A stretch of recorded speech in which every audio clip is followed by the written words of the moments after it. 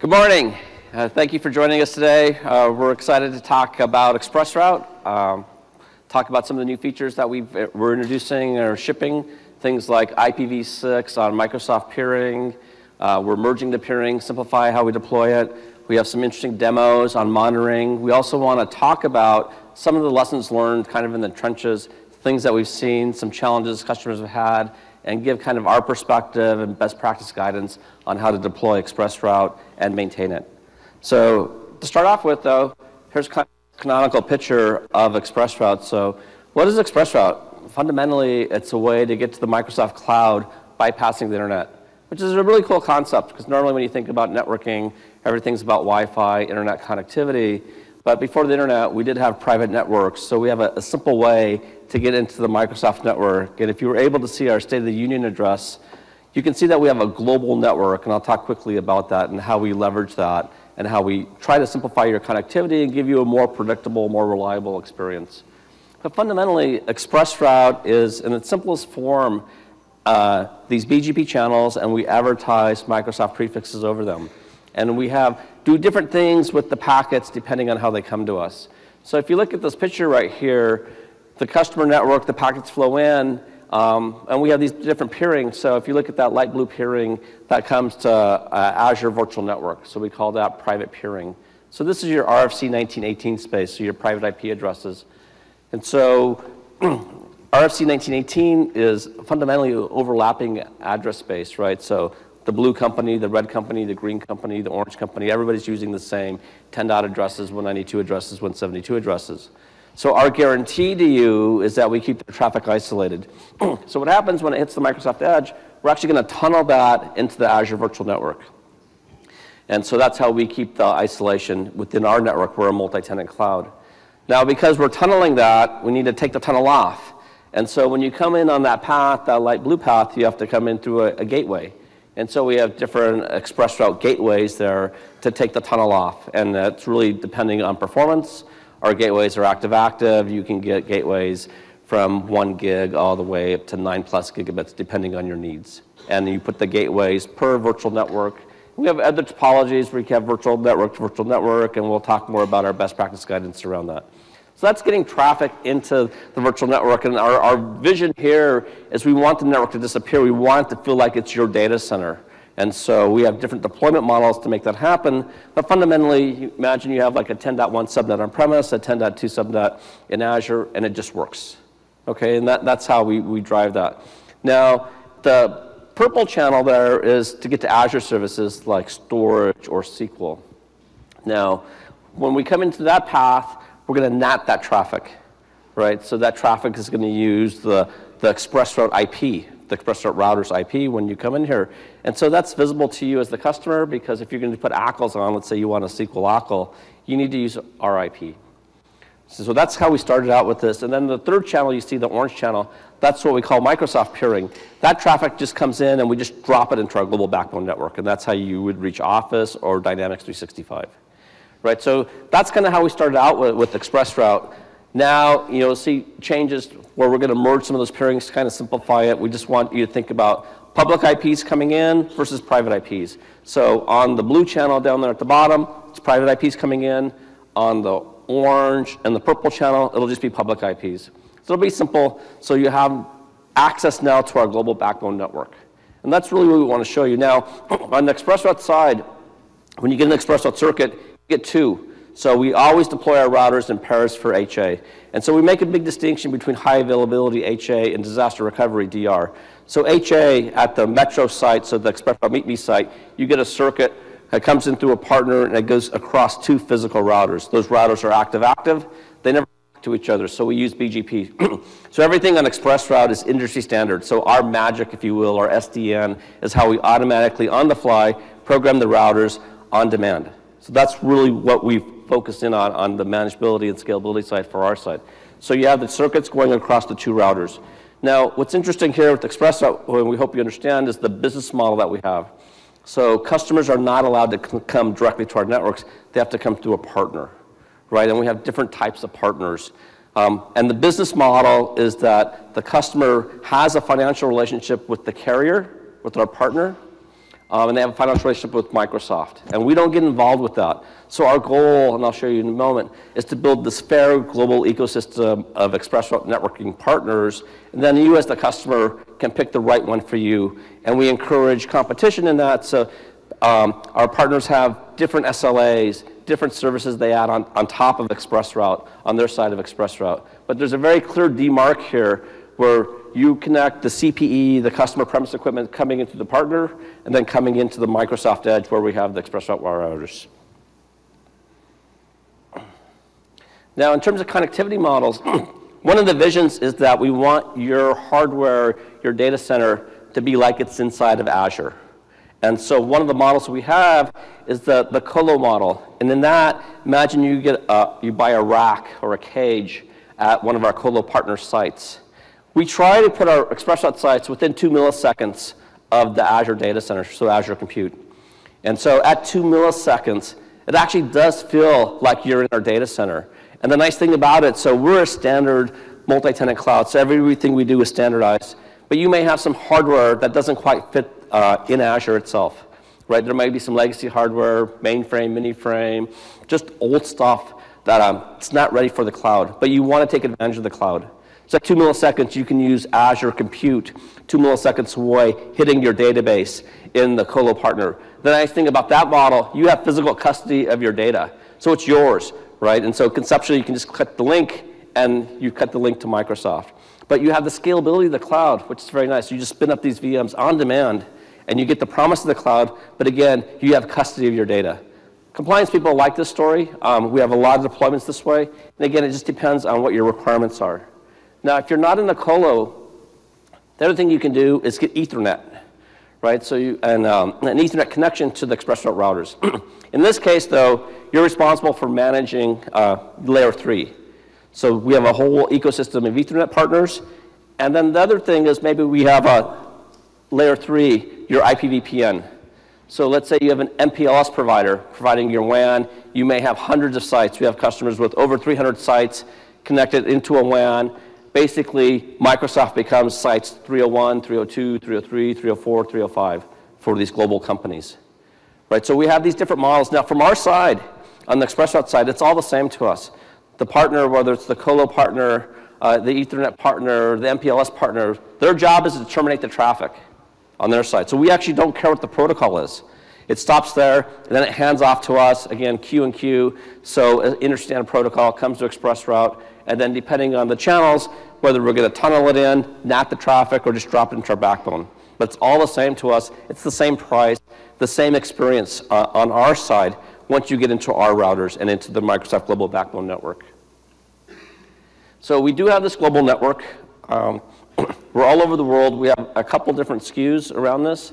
But basically, how do you get to us, right? And that's how we use our partner ecosystem, whether you go to the colos. And so we put our routers wherever we can in carrier-neutral facilities throughout the world. And they're just different partners wherever we go. You can see that on our website. And we're constantly expanding. So our promise to you and to our customer base is that when we announce a new region, ExpressRoute will be there. So when we announced Korea, we have ExpressRoute in Seoul and Busan. Recently, we announced South Africa, and so we'll be in Cape Town and Johannesburg. We have a French cloud spinning up, so we're already in Paris. Marseille is coming very soon. So every time you hear an Azure region, know that ExpressRoute will be there. And I mentioned the 2 milliseconds. That's our goal. We don't always achieve that. We add more sites. But the SLA that we offer on ExpressRoute is really about availability. And it's really just best effort on the latency. So we encourage you to run your own tests to see what the performance is, but we don't actually guarantee the latency. That's just, for us, a design goal to, again, give you the illusion that you're actually running in our data centers. And latency is just a function of distance. So however long it takes you to get to the ExpressRoute router, wherever you are in the world, then it's a couple milliseconds to get into the Azure data centers. So in addition to the global cloud here, we have a SKU called ExpressRoute Premium. Now, in our standard SKU, we give you basically continental connectivity. So, for example, if you come into Silicon Valley or meet me site in Silicon Valley, you can go to any North American data center. So whether it's Toronto, Quebec City, US East, South Central, US West, anywhere in North America for that standards queue. We want to make it easy for you to deploy systems that are geo-dispersed. And when we talk about disaster recovery, which is different than HA, HA is within the metro where we have the 2 routers. DR is having 2 ExpressRoute sites that are far away from each other, right? So with the standards queue, you get continental or geopolitical connectivity. And then with ExpressRoute Premium, you get global connectivity. So if you're in that same site, let's say you're in Silicon Valley, you can have your virtual machines in Tokyo, in Busan, Singapore, Amsterdam, and Toronto. Anywhere in the world that we have this. So, and on the business model side, we're not looking to make money on ExpressRoute. We just want to get the network out of the way. Just to be very transparent to you, we make our money kind of at the highest end of the stack. And so that's how we think about ExpressRoute. So we want to remove all the barriers to the network to allow you to consume our services. Now we have a couple different clouds as well. We call these our national clouds. So if you're in the United States, we have government cloud. So NPR had a nice article about police body camera. So our government cloud business is doing really well. So how we do the government cloud, we have overlapping Meet Me sites, kind of a subset of our North American Meet Me sites. We have physically distinct ExpressRoute routers for that. So those go on to a different backbone network for us. And all our national clouds are like this. So these are our US government clouds. We have a Germany cloud. So we have ExpressRoute in Frankfurt. We have it in Berlin. The thing is, these, again, are physically different ExpressRoute routers, and it's a different backbone network. So as a customer, you can't easily connect from Frankfurt to Amsterdam, for example. But our partners can. And so you should work with them if you have those kinds of scenarios, because from our perspective, ExpressRoute, we're handing traffic off to the router, and then from the router, it goes to the partner, and the partner takes that traffic on premises. Now that on premises technically can be our own Azure data center in Amsterdam. We don't know. But that's, we want you to be able to glue those scenarios together. We do this for concerns about who runs the cloud. Microsoft, these are all Microsoft bits, but we have a different entity, the T-Systems Deutsche Telekom, running the Germany cloud for us. We have cleared personnel running our government cloud. Then we have a China cloud. So we have ExpressRoute in Shanghai, in Beijing. China's kind of a different networking environment, but we have Azure there, and so we encourage you to use ExpressRoute as well for that. But again, that's an isolated cloud. And so if you have issues with China, we can help you get on board in consuming the cloud. Now, the way we do that is through our partners, and we've been spending a lot of energy in the past year growing our customer, our partner ecosystem. So pretty much everywhere in the world you are, you can use a partner to reach us. And even if the partner's not one that's formally listed, as long as you get your traffic to the ExpressRoute Meet Me site, it's fairly easy then to come into a cloud exchange to consume our services. So if there's a partner that's not on here, just contact us. We can work with you to get them onboarded. So that's kind of a brief overview, and now I'm going to hand it off to Charlie to kind of go into the features that we were introducing today. Thanks, Charlie.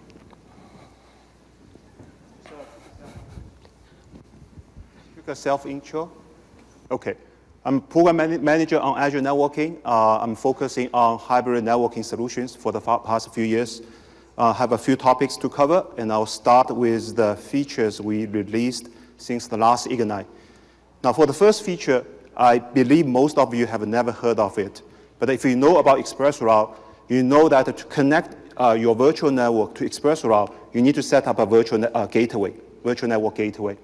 Now, our gateway is a software implementation. Basically, it's a bunch of VMs. Now, like any software, we do regular maintenance. For example, upgrade OS, fix bugs. In the past, when we do the maintenance, you would notice the outage ranging from like a few seconds to a minute. So that's actually not good if you are running mission-critical applications and services. So what we did, basically, we worked with our compute team and our fabric team. So now we could take the input, the signal from maintenance.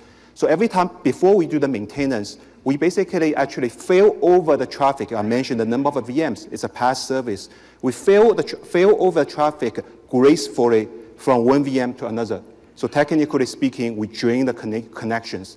So with this improvement, when we do the maintenance, you would not notice any outage. And in most cases, you will not even see a single packet loss. So that's a big improvement.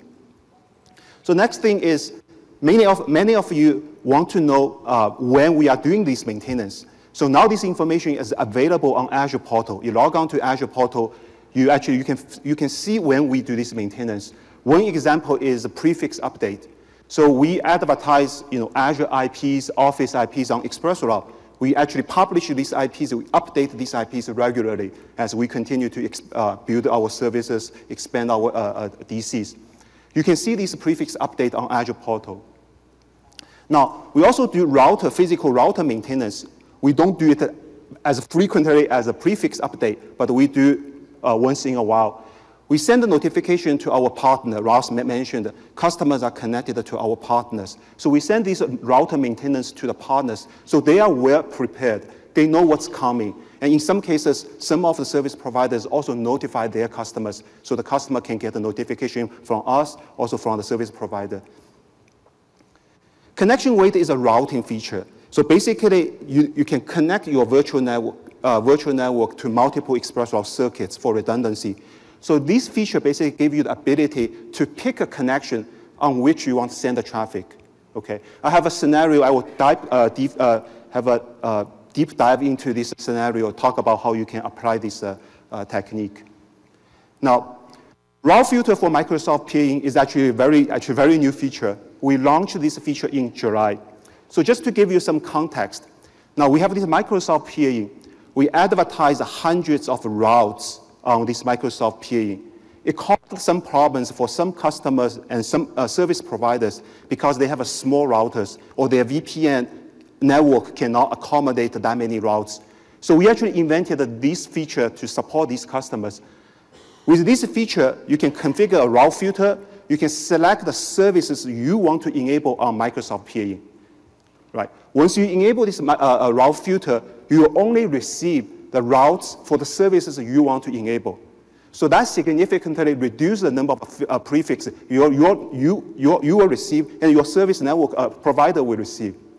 So these are the features we actually introduced for the past year. So now let me talk about the new features we are announcing at the Ignite. The first one is monitoring. Now, monitoring is actually one of our main investment areas because we hear you loud and clear, because we want to have a visibility of what's happening to your virtual network, what's happening to your ExpressRoute circuit, your gateway. You also want to be informed about when something happens.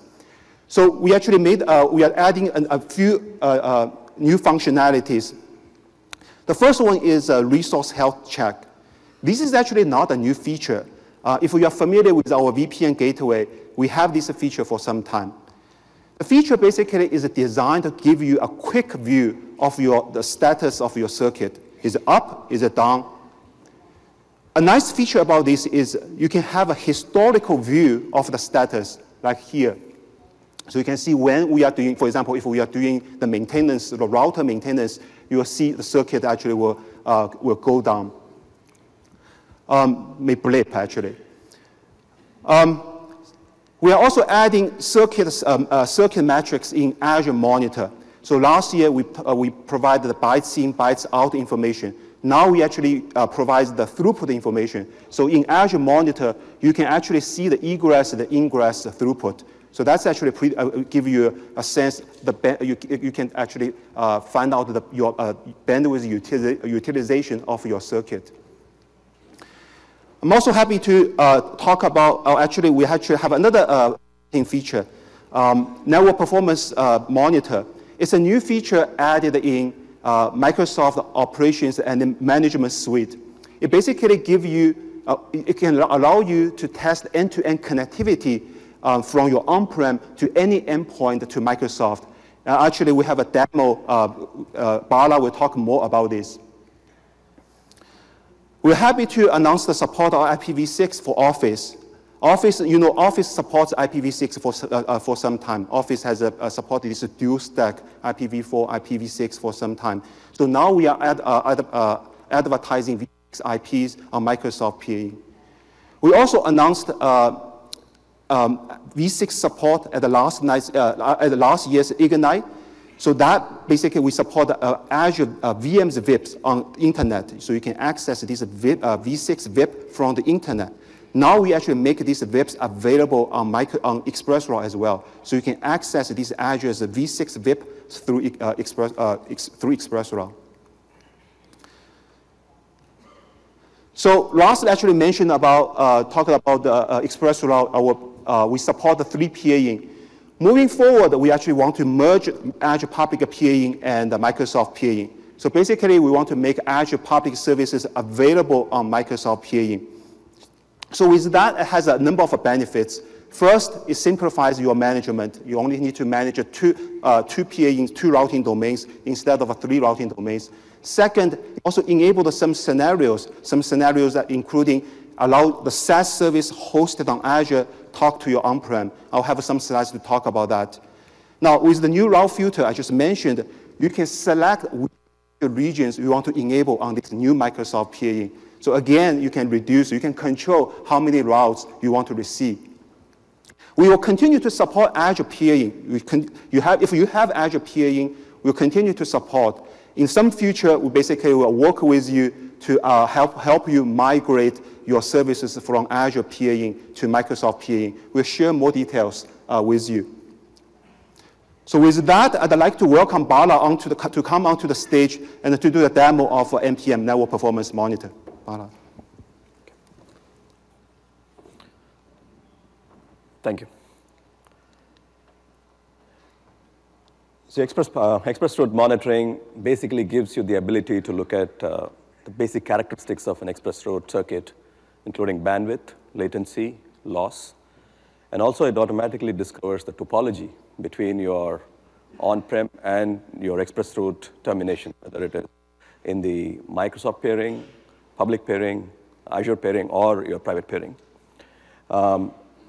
Looking at this, you can also localize, if there are any issues, what's going on at which segment of the network as a circuit as it crosses from your on-prem to the pairing point in Azure. Let me just quickly switch this to a demo. Number 6.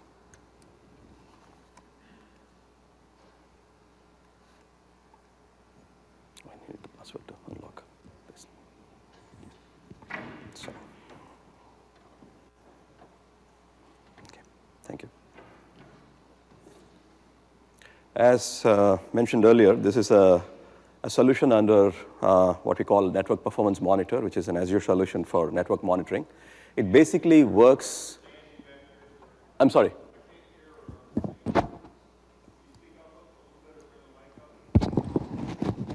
Very sorry. Is it clear now? Can you hear me? Is it better?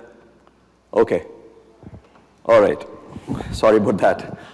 As I was saying, ExpressRoute monitoring is part of the Network Performance Monitor Azure solution, which works basically using active probes between agents deployed at various points in the network. In the case of ExpressRoute monitoring, we are able to automatically detect that customers have ExpressRoute circuits, and depending on the nature of pairing, the customer deploys an agent just on-prem or on-prem and on its virtual private network in Azure. And once deployed, or once it starts running, what ExpressRoute monitoring does is to give you basic characteristics of the circuit. As you can see here, bandwidth utilization, which is actually picked up from the telemetry data that Azure routers collect, the latency and loss of the ExpressRoute circuit through the ExpressRoute circuit as measured by the active probes. In this case, this particular configuration is running on a test circuit. It's not a live production circuit, but it's a test circuit that has been set up between a point in the customer prem to an Azure data center. And so the bandwidth values here just reflect the amount of data that we are pumping in. It's not actually what would run in a real production ExpressRoute circuit. The other thing that you can do with ExpressRoute monitoring is diagnostics. If there is an issue, it should show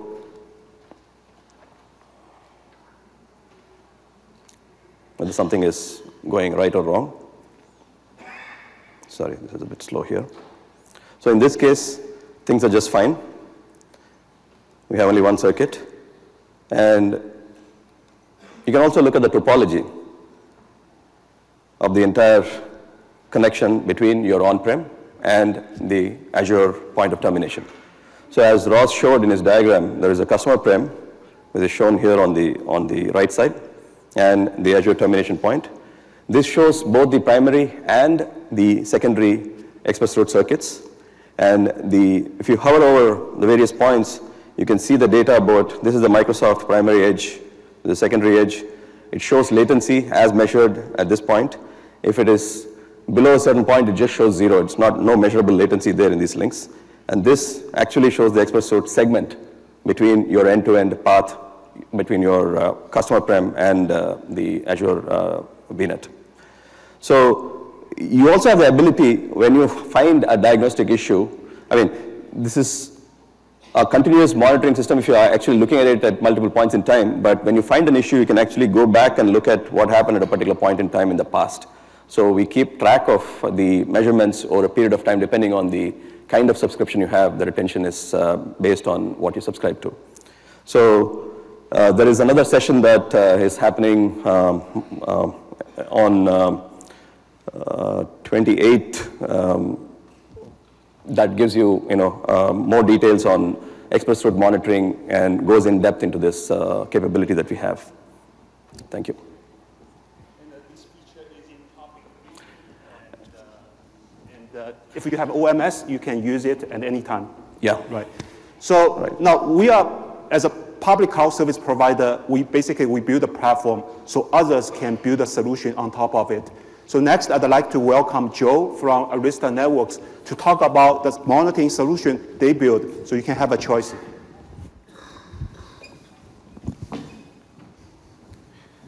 Thanks, Charlie. So I'm Joe Hilscher. I'm with Strategic Technology Alliances at Arista. Do I need to change back to the presentation here? Let's switch to. Let's go to presentation. Yeah. Okay, great.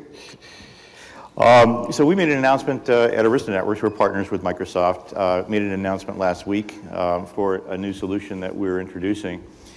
We call it AnyCloud.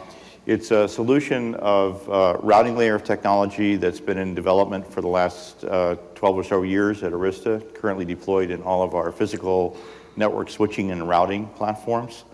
And running in 4 out of 5 of the world's largest cloud providers as the underlying infrastructure that you don't see when you use the service.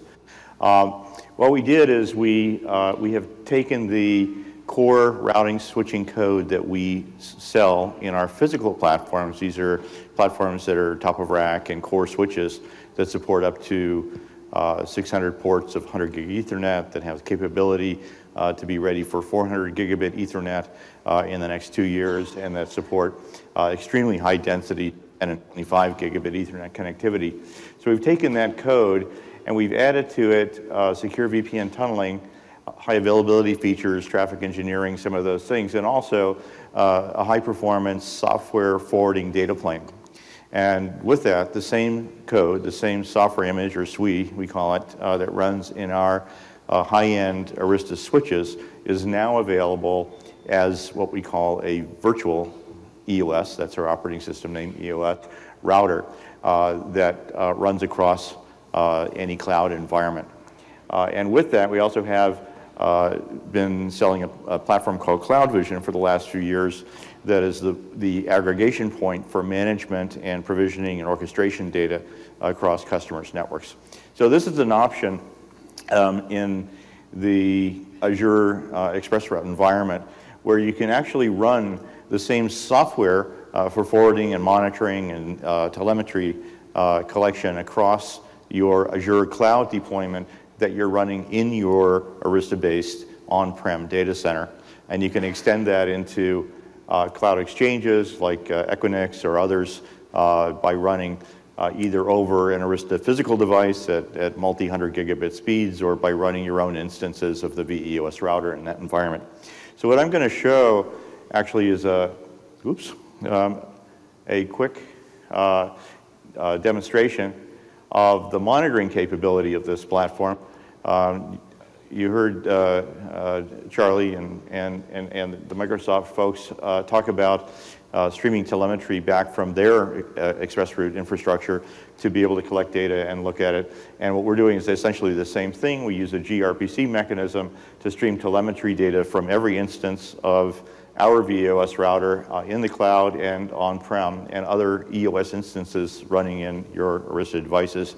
And then we collect that at a central location where we run an application called Cloud Tracer within our cloud telemetry platform, and that provides you with the insight into what's happening. So I'll show that, a very quick demo of that, and I think in the interest of making sure this goes quickly and the network connectivity is working properly, I'm going to run it as a recorded video. This live version here. Okay, so this is not coming up at the moment, but hopefully it will in a second here.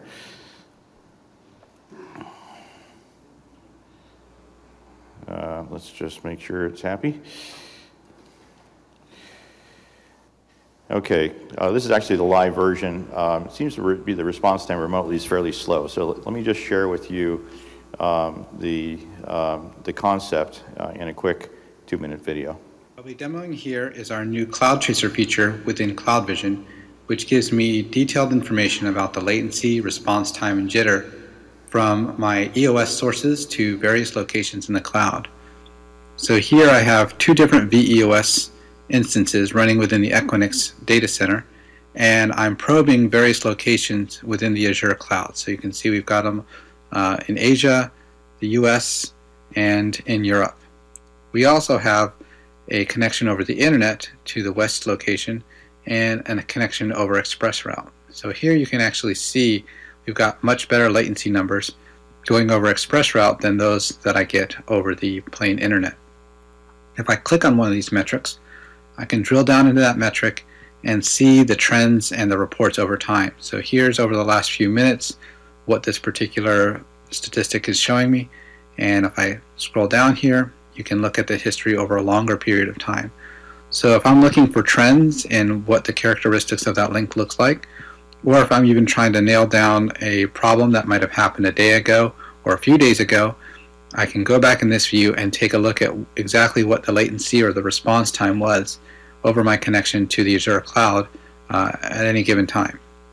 So this can really help with allowing network operators to determine root causes and various problems between the private and the public cloud. So that's a quick summary of how the CloudVision app works. I'll turn it back to Charlie, and thank you very much. Thanks, Joe. Let's go on 4. Yeah, 5. Thanks, Joe. Okay, so let's move on to the next section. Okay, I have 2 parts. Basically, we want to first I will start with the sharing the lessons we learned from all the customer support cases, and also we also talk about this is the 400 level session. I will deep dive into some scenarios and talk about the best practice guidance. So the first one, we've seen customers that it's about performance, as you can see. Now we have seen customers have a 10 gig ExpressRoute circuit, ultra performance gateway. They basically doing the end-to-end application test. They couldn't get the 10 gig. And in many cases, we found it's because the application and the tool they are using only opens one TCP connection. So the way TCP works is the sender basically has a limited amount of data to send. You'll keep sending this data and will stop sending until it gets ACK from the receiver, right? Now, if you have a single TCP flow, you basically the sender it will take some time for the sender to get the ACK from the receiver. And the physical distance actually decides the latency, actually decides how fast the sender can get this receiver.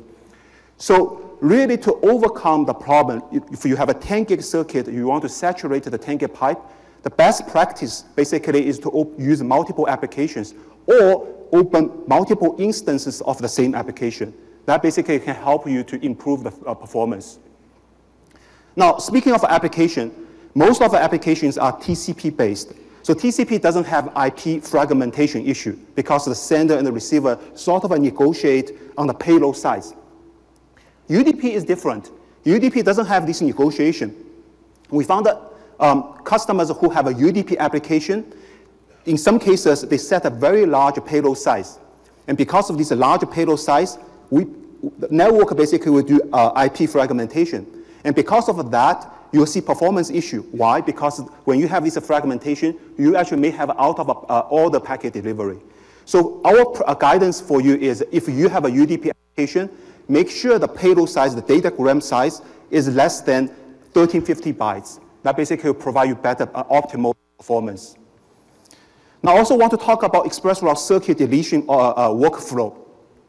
The correct workflow is, if you want to delete your circuit, inform your service provider first. And after you get a confirmation, then you delete it. What we found is many customers basically simply go to the portal and delete the circuit. They never inform their service provider. And then the circuit basically is in some disabling state. It's never really deleted. And you, as a customer, are charged for that. Now, for transparency, I want to give you the reason. The reason is, when you set up this circuit, the circuit is set up between you, Microsoft, and the service provider. So we designed this workflow so that the service provider can have a chance to clean up the configuration on their side. So that's why we have this workflow. So inform your service provider before you delete it. Now, the next set of problems is actually also very unique. We found that some customers had a problem to bring up ExpressRoute for the first time. And many times we found that the problem is due to the miscommunication between you and your service provider. Now, for example, you actually configure VLAN ID, ether type in one value, and your service provider is actually expecting a different VLAN ID, a different ether type. So really, you need to make sure you actually, you and your service provider can agree on a VLAN ID, agree on the parameters before you set up the connectivity. Now, we're actually providing providing some tools for you to troubleshoot. You go to the Azure portal, you can download this layer 2 table, layer 3 table. For example, if you see in the MAC table, the MAC address is not resolved, you know you have a layer 2 connectivity issue. So I talked about route filter, so let's take a closer look at the route filter for Microsoft peering. I mentioned it's designed to help you to reduce the number of routes you receive. Now, what if we already have Microsoft peering? Right. If you already have Microsoft peering, this feature has no impact on you. You'll continue to receive all Office 365 or Dynamics 365 IPs. Now, for new customers, or you actually set up a new circuit, when you set up a Microsoft peering, by default, you will not receive any routes. Okay, I want to repeat it again. It's very important, the change of a behavior. When you set up a new Microsoft peering, you will not receive routes by default. You will need to configure route filters. Now, I also want to mention, because of this change of a behavior, change of a design, any subscription can create a Microsoft peering now. Okay, that's the good news.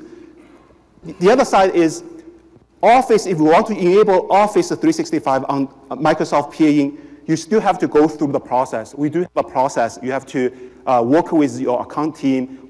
Our Office team need to approve it before you can enable Office on Microsoft peering. So let's take a look at how you can enable route filter. There are 3 simple steps. You go to the portal. Route resource is a top-level resource object. You can search it. You can find it on the left navigation panel. You provide the basic information, resource group, location, and then you create the rules. Now here, basically, this is a screenshot I took 2 weeks ago. Remember, we talked about merging. Now, if you go to the portal, you will see, in addition to these services, Office services, you will also see Azure regions. So you can select what region, what service you want to enable on this new Microsoft peering. You also see the string there.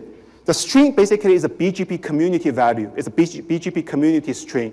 So you can verify on your router what routes you receive. We also publish these strings on our documentation. So the last step, basically, you attach this route map to the circuit. Oh, actually, for the existing customer, I mentioned that for the existing customer, you will not be impacted by this feature. However, you have a choice. You can enable this feature. You can take advantage of this feature to reduce the number of routes you want to receive. So you can make a choice for yourself. I also want to talk about Office V6 for Office briefly. Ross mentioned that we support multiple clouds. V6 for Office 365 is available on Azure Commercial Cloud and Azure Government Cloud. It's a dual stack. We add a v6 BGP session on Microsoft PAE. If you already have a Microsoft PAE, you don't have any additional work. You basically just need to configure you don't have additional work to work with your service provider. You just need to enable this v6 BGP session. Now, I mentioned the Office supports v6 and the v4 and the v6, but v4 is mandatory. So if you want to enable v6, make sure you also have v6 enabled. Our route filter, if you use our PowerShell, you have additional flexibility. You can configure route filters independently for v4 and the v6. So now I'm going to talk about some scenarios and give you some best practice guidance. The first topic is the ExpressRoute and the VPN coexistence. Basically, we support two main scenarios. The first one is what I call headquarters and the branch office. You connect your headquarters using ExpressRoute. You connect your branch offices using site-to-site VPN. The second scenario is what we call high availability failover scenario. So in addition to the ExpressRoute, you add a site-to-site VPN connection between your headquarters and your virtual network. Now, this is not a new feature. What's new is actually we have a new VPN gateway. And this new VPN gateway can give you up to 1 gigabits per second throughput. So what it means is if you have ExpressRoute, 1 gig ExpressRoute circuit, you add the VPN gateway, now you actually have a redundancy. And when you fail over traffic from ExpressRoute to VPN, you will not see performance degradation. So if you have 1 ExpressRoute circuit, this site-to-site VPN becomes a very viable backup solution for you. Now, one thing you need to notice is site-to-site VPN give you access to virtual network. While ExpressRoute give you access to virtual network and Office. So this redundancy provides you, so the redundancy basically covers the Azure private PAE. Now, this feature this feature has been live for about 2 years, I would say. We got questions from customer. I want to be upfront with the limitations that we have. The first limitation we have is when you set up this environment, site-to-site VPN ExpressRoute, you need to set up ExpressRoute first before you set up a VPN. This is a limitation, and we hear the request pretty clear because it's not really intuitive, because logically, many customers actually set up a VPN and then migrate to ExpressRoute. We will address this limitation in the future. The second limitation is we have two types of VPN gateways, VPN gateway, policy-based and route-based VPN. A policy-based VPN is actually a very simplified VPN implementation, static configuration. Now, for this implement, we only support a route-based VPN. We also have a customer who want to be able to route traffic from their branch office to their headquarters through these environments, site-to-site VPN, ExpressRoute. Today, we don't support this. We are also evaluating how we can remove this limitation.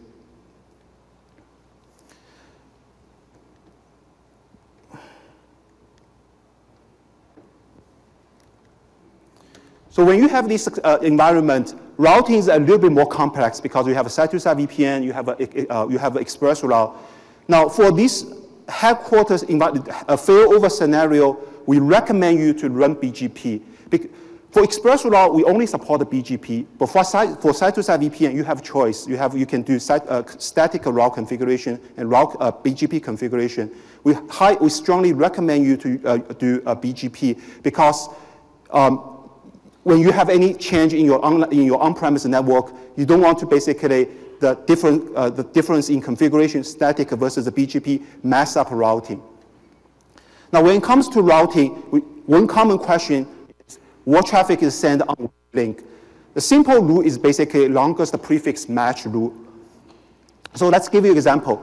If you receive on this failover scenario, if you receive a 10/16 on ExpressRoute, and you receive a 10/24 on site-to-site VPN, traffic basically will be sent on site-to-site VPN. Longest prefix rules, we follow that. Now, if the prefix is, if there's a tie, let's say, if you receive /10/16 on both links, then basically we make a hard-coded choice. We'll send the traffic on ExpressRoute. So forced tunneling is actually a very common practice. Many enterprise customers want to route the traffic between their VNet and the internet, the forced routing between the VNet and internet back to their on-prem, so they can enforce the security policy, they can log the traffic for compliance reason. To enable forced tunneling, all you need to do is enable BGP sessions on both side-to-side VPN and ExpressRoute.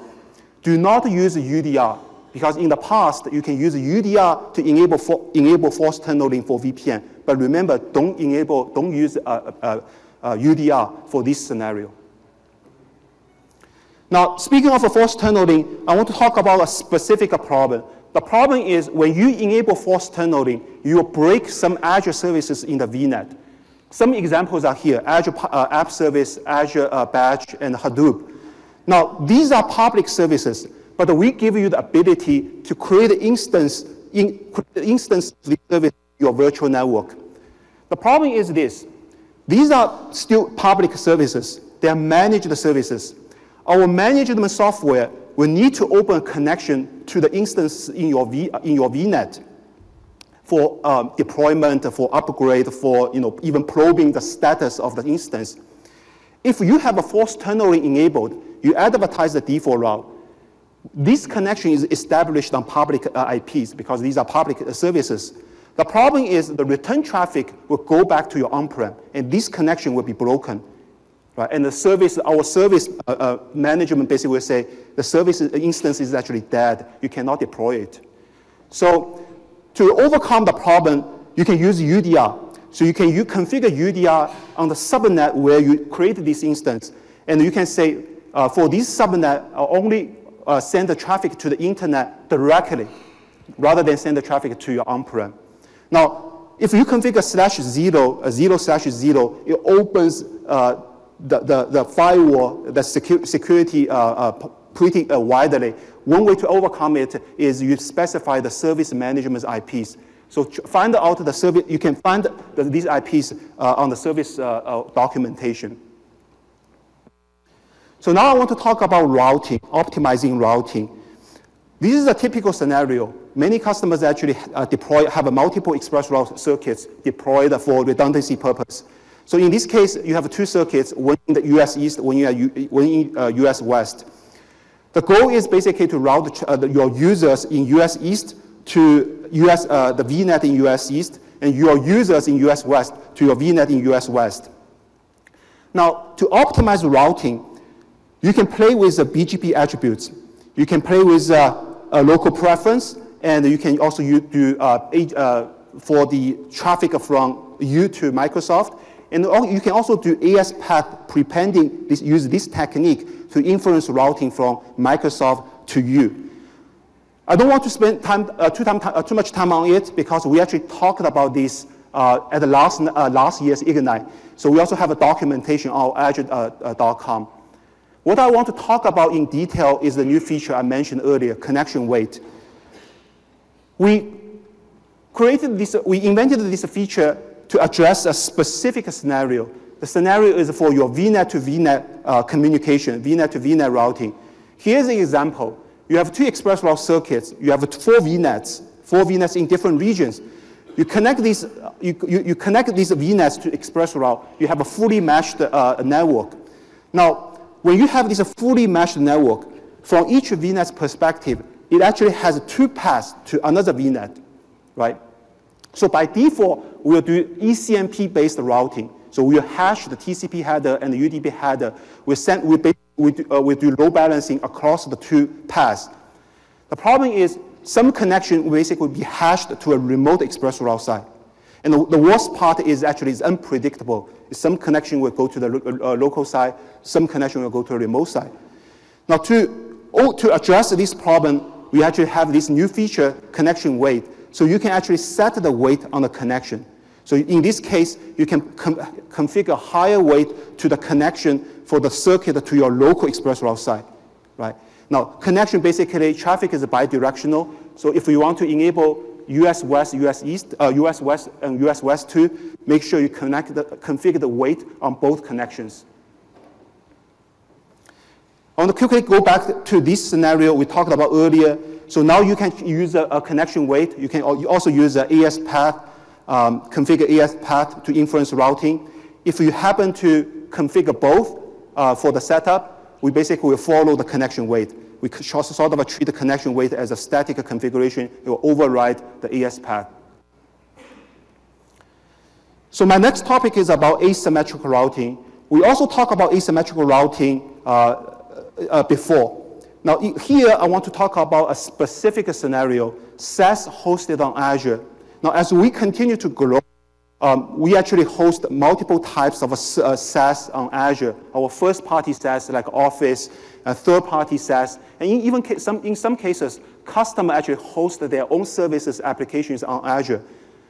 One common pattern is some SaaS services can open a connection back to your on-prem network. For example, you have an Active Directory. You may have some SMTP mail server. You may have an on-prem SharePoint. So these SaaS services will open a connection back to your on-prem. Now, we have two scenarios to discuss, to look. Now, first, let's look at the first scenario. You only have Azure public appearing on your ExpressRoute. Now, in this case, you receive Azure IPs on ExpressRoute, but we don't allow you to advertise your on-prem IP to us, right? So your on-prem IP will advertise to the internet. So when the SaaS initiates a connection to you, the forward traffic will come to you through your internet edge, right? Because you advertise the route to the public internet. The return traffic, however, will come to us, to Microsoft on ExpressRoute. That's because we advertise more specific routes on ExpressRoute than the routes we advertise on the internet. Remember the longest prefix match rule we talked about earlier. The routing will follow the longer prefixes. So in this case, you have a broken connection because on Azure Public Appearing, we have a NAT, right? The NAT basically never will change the IP address and send to the SaaS. The SaaS will never recognize this connection. So this connection will be broken. To overcome this problem, we recommend one solution is actually you can enable a NAT in your on-prem. You basically translate the source IP address of the incoming traffic, right? And once you do that, the return traffic will come back to your NAT, and make sure your NAT you can then make sure your NAT send the traffic back to the internet. So that's one solution. Now another solution, it's not in this picture. Another solution is you can put the server here on a subnet that is not routable on ExpressRoute. Right, so the traffic coming to the internet, the return traffic also go back to the internet. That's another option you can pick, you can choose. So that's the first scenario. The second scenario is you have ExpressRoute, you have Azure Public Appearing, and you have a Microsoft Appearing. So in this case, your on-prem prefix can be advertised on Microsoft Appearing. Now we will continue to, if you have Azure Public Appearing, we send these IPs, Azure Public IPs on Azure Public Appearing.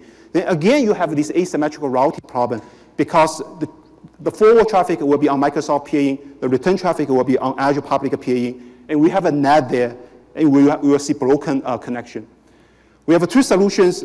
One is basically you advertise the IP to the internet. You make sure this, from your perspective, the inbound connection always coming from the internet. That's solution number one, using the NAT. And second solution is actually to take advantage of the new feature we talk about, merging of the Microsoft Appearing and Azure Public Appearing. Because with this new feature, you can advertise your on-prem IPs on Microsoft Appearing. You can also receive Azure IPs on Microsoft Appearing. Then you can enforce the symmetry of routing here. So as you can see, even with a single ExpressRoute circuit, you may actually end up with an asymmetrical routing problem. If you have a multiple ExpressRoute circuits, there are more scenarios, or more likely you end up having an asymmetrical routing problem. So here's an example. You have a multiple ExpressRoute sites. You have a WAN. You have users, machines connected on this WAN. What do you want to avoid? Well, the problem you want to avoid is to send your traffic on one circuit and receive the traffic on the other, because many of you basically have DMZ security zone set on your network, right? And you have a stateful firewall in this DMZ. And this sort of a connection, basically, firewall will block this sort of a connection. The solution is, again, use NAT, because you actually have in this case, most of you use RFC 1918 IP address, so you need to have a NAT anyway. The key here is to advertise unique NAT IPs on different ExpressRoute sites. With this unique XYZ, with unique NAT IP pool, that will ensure that forward traffic and return traffic always come back on the same ExpressRoute circuit. So that's one scenario. That's for the outbound connection from customer's point of view, from your point of view, for outbound connection. So let's look at the second scenario. So in this case, you have a server, you have an on-prem server. The SaaS on Microsoft will initiate a connection to you. Your on-prem server only has one IP. So you can only advertise one IP to Microsoft, right? You cannot advertise XYZ. Now, in this case, the problem you want to avoid is when the SaaS on Microsoft side initiates a connection to you, you want to make sure the return traffic doesn't send to the other side. The solution, again, you can use NAT to basically to make sure the traffic coming back to the site where you receive this traffic. Now, I want to share a story with you. Just a few weeks ago, we actually had an outage. We had an incident. What happened was, at one site in this picture, you can imagine the site on the left. Our BGP session with the customers are still up. We were receiving customer prefix, but we had an incident. We withdrew the route, Microsoft routes on that ExpressRoute site. So basically, you have an asymmetrical routing, route advertisement issue. Customer actually did everything right. Many customers did everything right. They actually implemented NAT, implement firewall, make sure the return traffic come to this left ExpressRoute side. But because we withdrew the routes, the return traffic cannot come back to Microsoft, right? Because the router there didn't know how to reach back to Microsoft. So that was basically a hard lesson we learned. So one thing basically we want to advertise, we basically want to sort of advocate is think about to implement a stateless network outside your stateful devices. In this example, after you do the NAT operation, after you do the firewall, can you actually implement a network, a stateless network? So on this stateless network, you have multiple paths back to Microsoft. Right. So in the incident I mentioned, the return traffic, if you have this network, the return traffic will then come back to Microsoft on the second ExpressRoute. Now, we recognize every customer is different. Each customer has a unique scenario.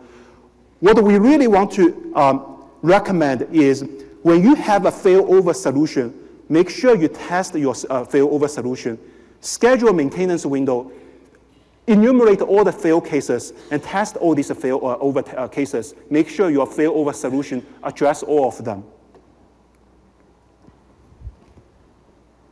Okay, I need to move really quickly. VNet routing is VNet peering is actually very popular. A popular feature that enables a hub and a spoke. Jumped right into that because IT Pro likes it because you can centralize all the IPs in the hub VNet. Now, if you have multiple ExpressRoute circuits, you actually have choices. We actually announced global VNet route appearing. You can have one single hub VNet, or you can actually have a multiple hub and and spoke instances. You can enable global VNet peering between the hub VNets, and then you can use ExpressRoute to still do this cross connection, so you can have a cross-premises connectivity. Just to give you a quick summary, for VNet 1, you basically will have a connectivity to VNet 2 and on-prem 3 and 4. And for VNet 5, you can connect to 1 and 4. You can also connect to 2, 3, and 6 if you have an NVA in the hub. Basically, you can configure UDR and force the traffic to the hub. Service endpoints as a new feature, also a new feature we introduced, we just announced yesterday, basically allows you to lock down who can access your storage account, your Azure SQL. With ExpressRoute, basically, you can basically specify which IP you can access your storage and your SQL Azure. And when you enable this feature, even if you have a forced tunneling, the traffic from your VNet to the storage and the Azure SQL will stay on Microsoft network. It will not be impacted by forced tunneling. Encryption, now you actually have people want to encrypt traffic on ExpressRoute. You have two options. You can enable, you can bring your own VPN, and with a new feature like Hyper-V, the internal load balancer HA port, you can actually set up these two VPN instances and force the traffic to the VPN. And the second option is you can actually take advantage of the feature, merge the Microsoft peering, you set up Microsoft peering and set up a VPN, Azure VPN gateway. So you establish IPsec on top of ExpressRoute, and then you exchange routes on the VPN session on IPsec tunnel. So that's a new way you can do that. This is my last topic for this section. Now, if you want to whitelist your IPs, you have a firewall in your on-prem. If you want to whitelist your IPs, you have three options. You can whitelist Azure public IPs. The downside is it changes very frequently, but we now have a new API, so you can actually retrieve IP dynamically. You can also whitelist Microsoft public IPs. It's actually a list of a large block of IPs.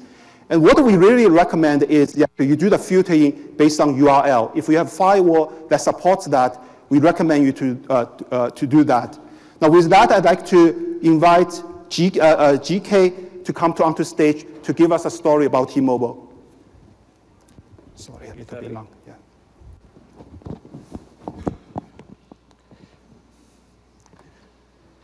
Good morning, everybody. My name is Gopala Gaddipati. I know it's a long name, so I go by GK. I'm principal architect, and I'm leading public cloud adoption, strategy, and architectures for T-Mobile. I believe everybody knows about T-Mobile. T-Mobile is a wireless network operator, also known as wireless carrier, or I should say wireless uncarrier. So T-Mobile is redefining the way customers and consumers, businesses can buy products with innovative services. So quick highlights of T-Mobile. We are at we are the fastest growing wireless carrier in US. We added more than 1 million subscribers last quarter, which is the 17th consecutive quarter, and we have total 70 million subscribers. So these are the uncarrier modes. So typically, carriers lock down the customers with stringent terms and conditions and contracts. T-Mobile said we wanted to do things differently. So we went ahead and launched services that are friendly to customers. The first one was, simple choice plan with no contracts. So in 2012, T-Mobile acquisition failed. So T-Mobile was losing the subscribers. To regain our strategies and regain the customer trust, we adopted a digital strategy. So part of the digital strategy, we went with self-service as one of the model, where we plan to empower subscribers so that they can purchase the products and everything they can do themselves on their own. To do that, we transformed our web so that we have a unified experience for customers across all channels. And for that, we transform our application architectures. To do that, we build the agile platforms. This is where we adopted public cloud. We build the entire automation, and also with public cloud, we didn't have any capacity barriers. The other strategy was DevOps. We used to have different teams managing different services, and with the DevOps, we made we have one single team operating or managing entire life cycle of the applications. So security. we adopted public cloud, and we went from controlled environment to liberated. Like that means decentralization. Application teams are going to manage everything end to end. So what about the security? We looked at network security.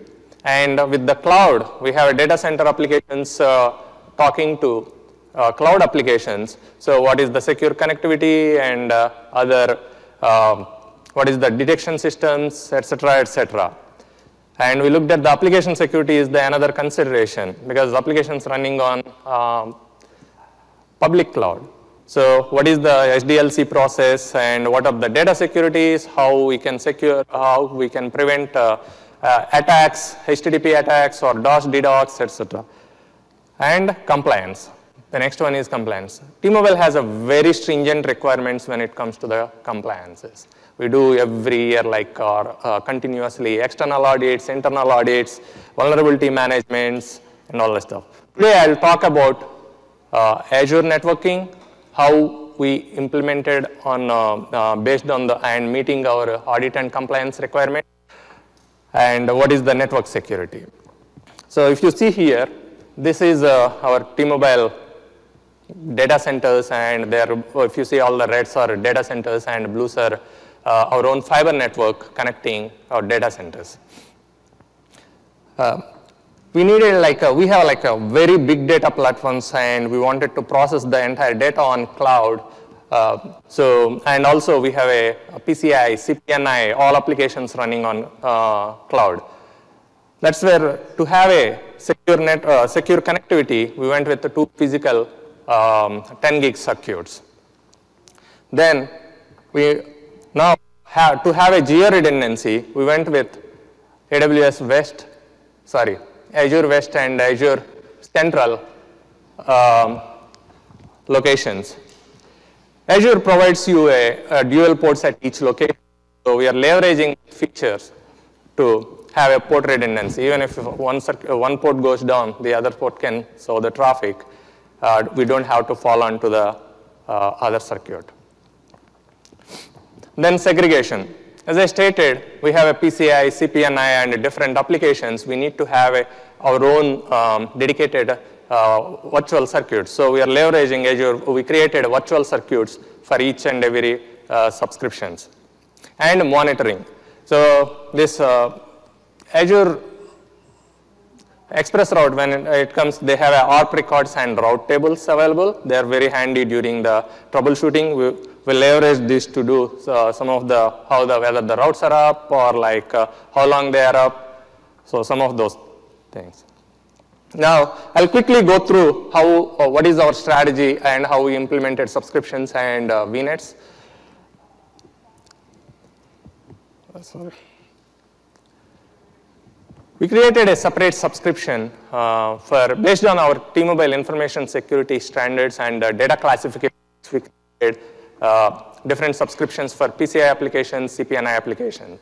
If you see, we have discrete subscriptions, and we are leveraging resource groups to create a networks. VNets and express routes we created on a separate resource group. We are using RBACs to control like who can access and make the changes on these particular VNets or specifically network related information changes. And we will by default, our policy is default any policy. If anybody wants to have access to whether on-prem or internet or anything, they have to use security groups to create allow the routes. Also, we have a dedicated virtual circuits for each subscription. So if you see PCI top 2 subscriptions which are running PCI and CPNI applications, and they are leveraging, they have their own virtual circuits. The rest of the applications, general applications and our management platforms, we have a common virtual circuit. And every VNet is connected with 2 ExpressRoute circuits. So if one circuit goes down, traffic will fall onto the other circuit automatically. We love Azure networking features, because it is very DevOps friendly. Our dev teams are like strong on development, but we don't have a dev teams are not like very strong on the network. If they have to manage complex routes and complex networking gateways or systems, it is extremely difficult, or we need to back them up with specific network resources. So Azure made life easy. You can everything you can go and configure through portals and everything. You don't need to, or you don't have to know a lot of networking. And the other feature we really liked was expand and contract networks. So if you create a VNet, and at any point of time, as long as you have a subsequent IP blocks available, you can expand. If I configure /24 network, and if I can increase it to /23/22 or whatever it is. And also, as long as if I'm not utilizing fully the entire subnets, I can reduce it. The same thing, you can change the expand and contract to VNets, subnets, and also that subnets you can add any, not have to be the same VNet CIDR block. You can add any subnets. So next one is network monitoring. For DevOps people, Network Watcher is very handy. They can see the topology. They can, what is the VNet topology? They can use it to do the connectivity checks, source system, destination system, and port. That's all they have to use. Another good one is packet captures. During the troubleshooting, a lot of teams ask, hey, network teams ask, like, send me your packet capture, take the packet captures. A lot of people doesn't know, like, run the commands and or how to take. So this tool is very, like Network Watcher, nice UI tool. You can directly take it to the blog, share it, or like you can do that one. The other one is Azure networking is very cost effective.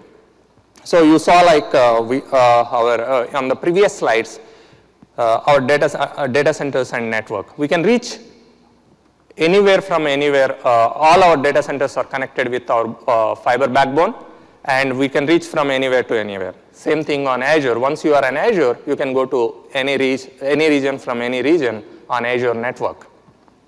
So when we looked at, when we were deploying express routes, we debated whether we need to have two express route circuits at each location or one. We went with one circuit because we can fall back to other circuits or like reach from one region to another region on Azure or on our own backbone. And each VNet supports you to connect to both regions' express route circuits. So one of the most popular app that running on Azure is T-Mobile Tuesday. If you don't know T-Mobile Tuesday, it is a customer appreciation application, and every Tuesday, T-Mobile offers their customers free gifts, chance to win big prizes, and also everyday exclusives. That's it. I'll hand off to Charlie. Just I would like to say a few words about Microsoft account team and ExpressRoute team. Thank you very much. They were very helpful and very supportive during our entire implementation process. Thank you very much. Thank you. Thank you, GK. Thanks to the T-Mobile team. Unfortunately, we ran out of time. Actually, if you have any questions, please come onto the come front, and we'll be happy to answer your questions. Thank you.